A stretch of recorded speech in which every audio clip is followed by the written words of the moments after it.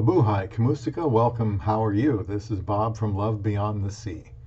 Let's continue with some more tips for dating over 50 or if you are over 20, because a lot of these things can be applied in both situations. Subscribe to Love Beyond the Sea. We are here to help with finding love overseas. Don't give up if you haven't found one yet, because it's a big, big world out there. I found my love overseas, and I was in my early 50s when I did.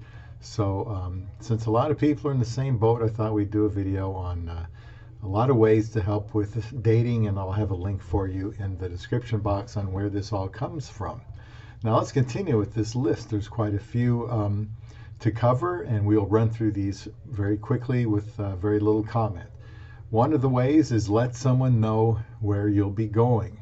If you're meeting someone for the first time, play it safe and let a friend or family member know where you'll be. At the very least, they can come rescue you if your date just isn't a good fit.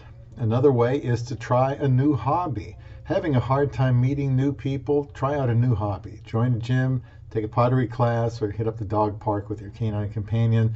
These are all great ways to meet people who share your interests.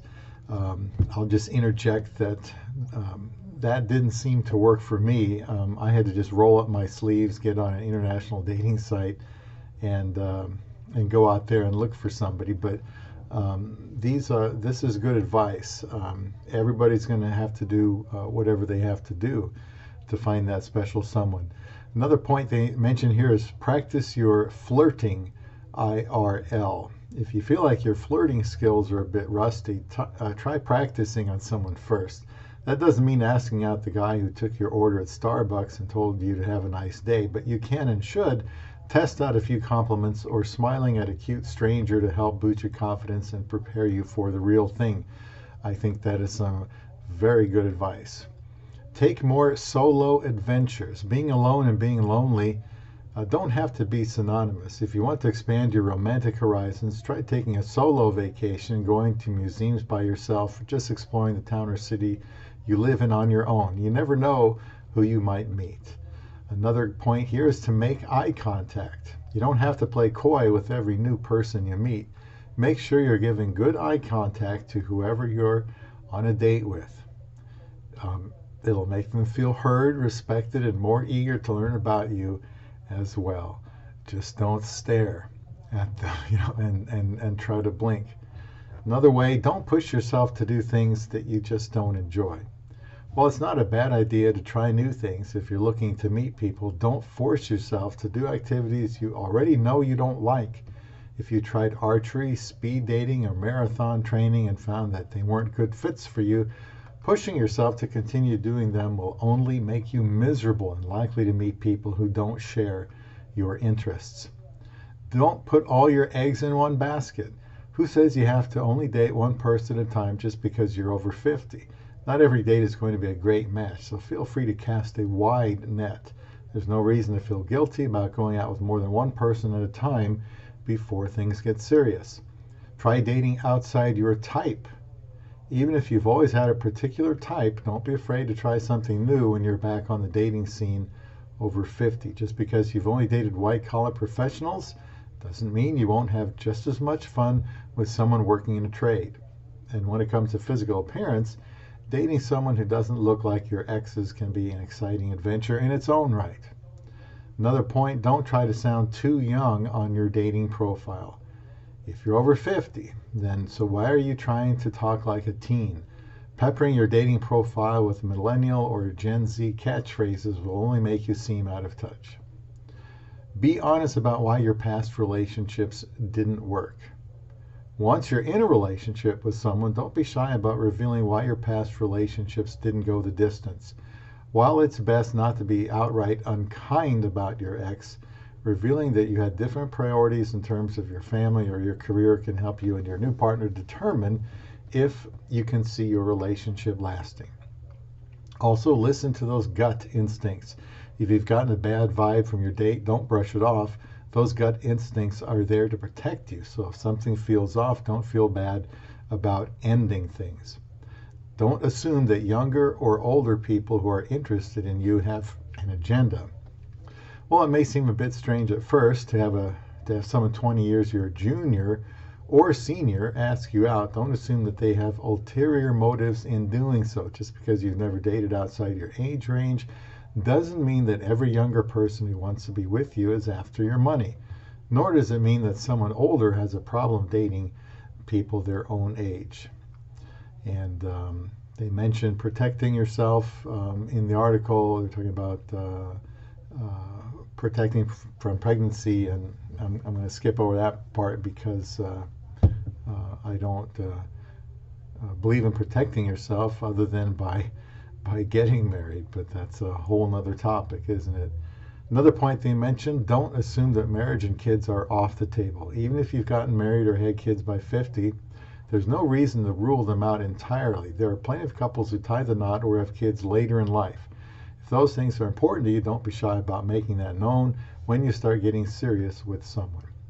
Another point, allow yourself to have fun. That said, there's no reason to feel like your relationships have to be serious just because you're getting older. If you want to have a few casual flings, or if you never see yourself getting married, that's more than fine. Just be honest about these things with the people you are dating. Try not to compare your new relationship with your previous ones. Whether you think your former spouse is a virtual saint or a monster, it never pays to compare your current relationship to your old one. Every relationship is different, and telling your new partner the ways they're better than your ex or cataloging the things they don't do that your ex did will only make them feel like they can never measure up. Cast expectations aside. In practice, dating after 50 can be very different than it was in early life.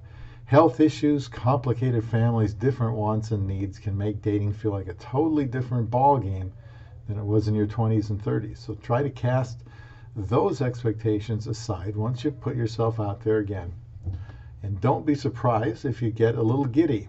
Those butterflies in your stomach, that impulse to check your phone to see if they've texted, all totally normal. Just because you're older doesn't mean you shouldn't be just as excited about meeting someone great as you were in high school. Don't immediately introduce them to friends and family. You may be excited to meet that aforementioned someone, great, but don't assume that every relationship is going to be a lasting one. It can be awkward to feel like you're pushing your date into your inner circle, so wait until you're certain you're on the same page about your relationship before having him or her meet your family and friends. Don't downplay your accomplishments. Playing dumb or making light of your accomplishments and achievements is no way to start a relationship. If you're proud of your career, your hobbies, or the children you've raised, don't feel obligated to say otherwise to impress your date. Anyone worth seeing again will think it's exciting to discover what you're passionate about. And another point, don't ditch your standards. Just because you're older doesn't mean you have to give up your standards when it comes to dating. You're still a catch, and the people who go out with you should be too. So that person who suggested you drop a few pounds, belittle your career, or acted like they were doing you a favor by dating you can just slink back off to whatever hole they crawled out of. Another point, ask them out again if you had a good time. Even if you didn't make the first move, that doesn't mean you can't make the second one. If you think you had a great time with someone, go ahead and drop, "So when can I see you again?" into the conversation. Also, get back in touch the day after your date. Playing games isn't cute at 20, and it's definitely not a good look at 50. If you had a good time on your date, let them know. There's no need to stick to that ancient 3-day rule. It must be so ancient, I've never heard of it. A couple more points. Don't feel obligated to go on a second date if the first date didn't work out. Didn't feel a connection with your date? Don't waste your time or theirs by going on a second one. No matter what your age, there are plenty of fish in the sea, and there's someone out there who you will find that connection with.